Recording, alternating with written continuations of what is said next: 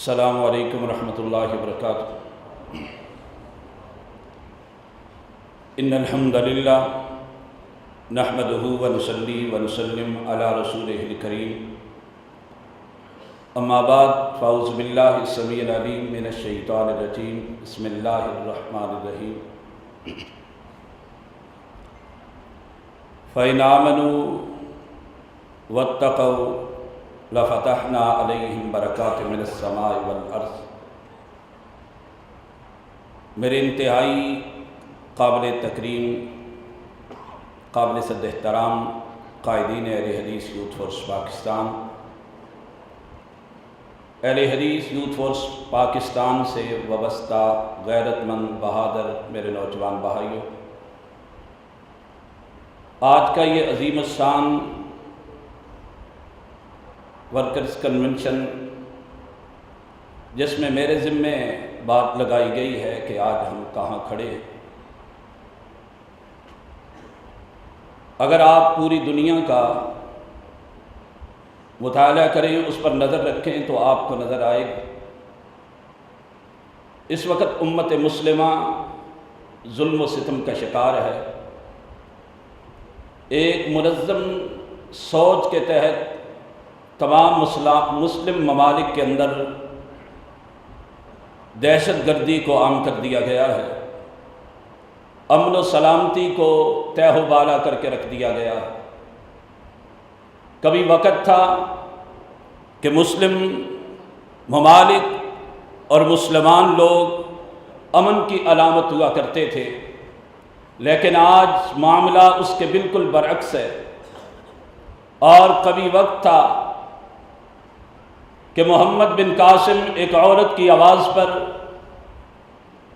17 حملے سندھ میں کرتے ہیں، لیکن آج ہماری حالت یہ ہے کہ چند ٹکوں کی خاطر ہم اپنی ماؤں اور بہنوں کو کافروں کے حوالے کر دیتے ہیں۔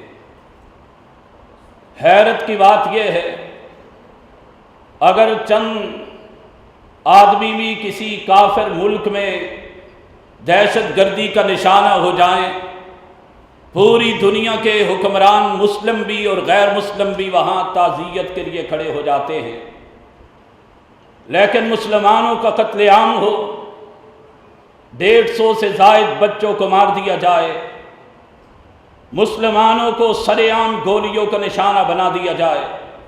کشمیر کی حالت آپ کے سامنے ہے، فلسطین کی طرف دیکھتے ہیں تو دل خون کے آنسو روتا ہے۔ برما کی حالت آپ کے سامنے ہے، شام میں کیا ہو رہا ہے آپ بخوبی واقف ہیں۔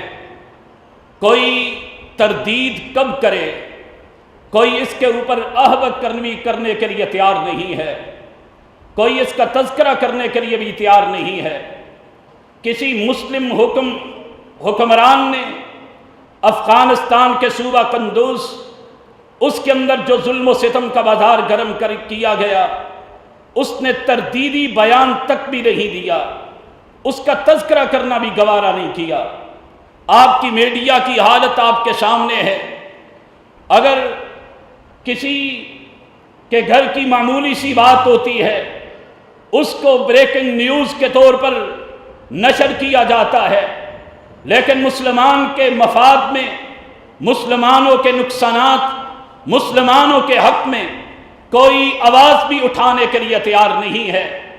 ایسی صورتحال میں جب پوری دنیا میں ہمیں اور پوری دنیا کی نظر ملک پاکستان پر اور سعودی عرب کی طرف ہے، ملک پاکستان کی حالت بھی آپ کے سامنے ہے۔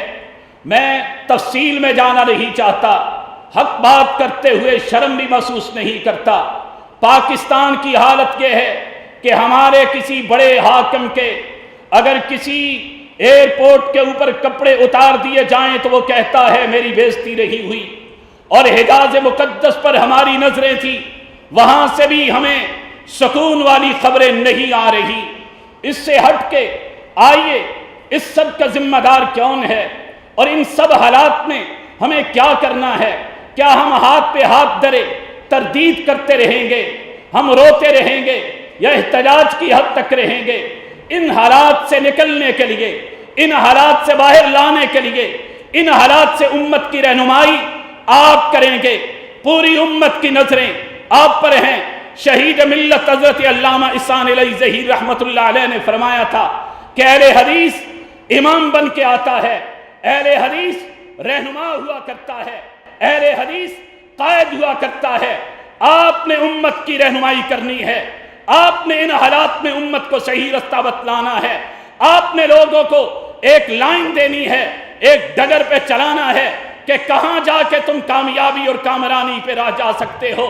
آؤ ان حالات میں سب سے بڑی اہم اور تنظیمی مسلکی ملک پاکستان کی حالت پر دیکھ لی جائے۔ ہم اپنے ہیں، میں اپنوں کے سامنے اپنا دکھڑا رکھنا چاہتا ہوں۔ مجھے بتائیے ہم کہاں تک امیر محترم کی اطاعت کرتے ہیں؟ نظم کا تقاضا کہاں تک ہمارے اندر ہے؟ کہاں ہم اپنی جماعت کے لیڈر، اپنی جماعت کے قائد کی آواز پر لبیک کہتے ہیں؟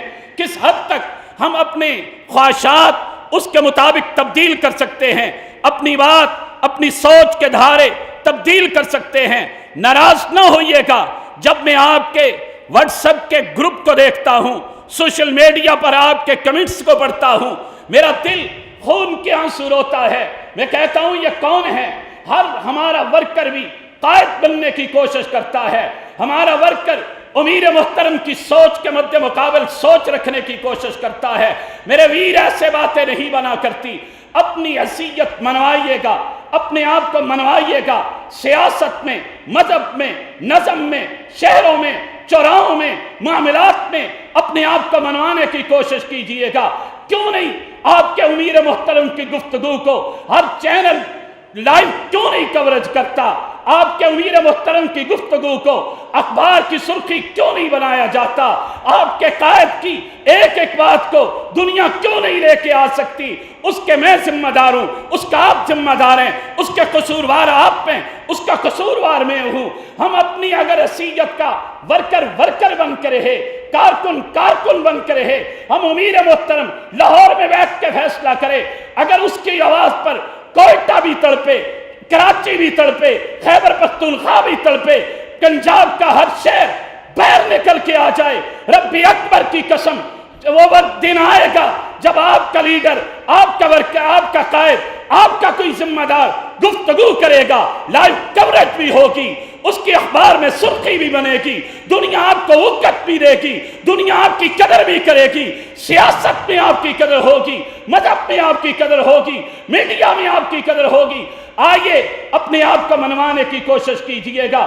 جماعتوں میں اچھے برے وقت آتے رہتے ہیں، جماعتوں میں عہدے تبدیل ہونے سے، نیچے ہو جانے سے بندہ جماعتیں نہیں چھوڑا کرتا، نظم نہیں چھوڑا کرتا، اس سے بے وفائی نہیں کیا کرتا۔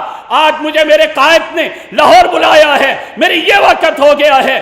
آج ہماری سوچ ہے ہم اپنی ضرورت کے، میں اپنی مفاد کے لیے مرکز کی کال پر آتا ہوں، میں اپنی مفاد کے لیے مرکز کی کال پر چوراہے میں نکلتا ہوں، میں اپنی مفاد پر امیر محترم کا حکم مانگنے کے لیے تیار ہوں۔ ایسے میرے ویر جب کرو گے، ہماری حالت اگر امت مسلمہ کے اعتبار سے دیکھو نگفتہ بے حالت ہے، تنظیم کے حالات پر دیکھو اس کے ذمہ دار اور کوئی نہیں، اور کوئی نہیں، میں اور آپ اس کے ذمہ دار ہیں۔ اس لیے آئیے حضرت خالد بن ولید رضی اللہ تعالیٰ عنہ کو جب امیر المؤمنین عمر رضی اللہ تعالیٰ عنہ نے عہدے سے معزول کیا، حضرت خالد بن ولید معزول ہو گئے۔ کسی نے کہا خالد کیا کرتے ہو، اب کیا بنے گا، کیا کرو گے؟ انہوں نے کہا پہلے بھی رب عمر کے لیے لڑتا تھا، اب بھی رب عمر کے لیے لڑتا ہوں۔ آئیے جماعتوں سے، معاملات سے وابستہ اللہ رب العالمین کے رضا کے لیے ہوئیے گا، نفاذ اسلام کے لیے ہوئیے گا، اللہ تعالیٰ کے دین کے اخلاص کے لیے ہوئیے گا، یقیناً ہماری حالت اچھی ہو سکتی ہے۔ امت کی مجھ سے قبل ہمارے ایک سابق لیڈر حافظ آصف مجید صاحب بڑی کمال بات کر کے چلے گئے، دنیاوی علوم کو حاصل کرنے کی کوشش کیجئے گا، دنیا معاشیات کے علم علوم کے اعتبار سے، دنیا کے اعتبار سے کوشش کرنی کیجئے گا۔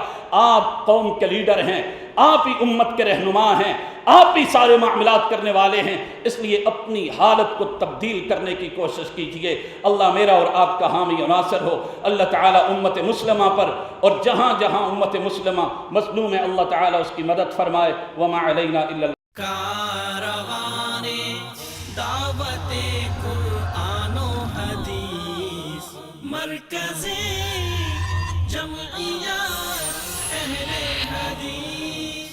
پاکستان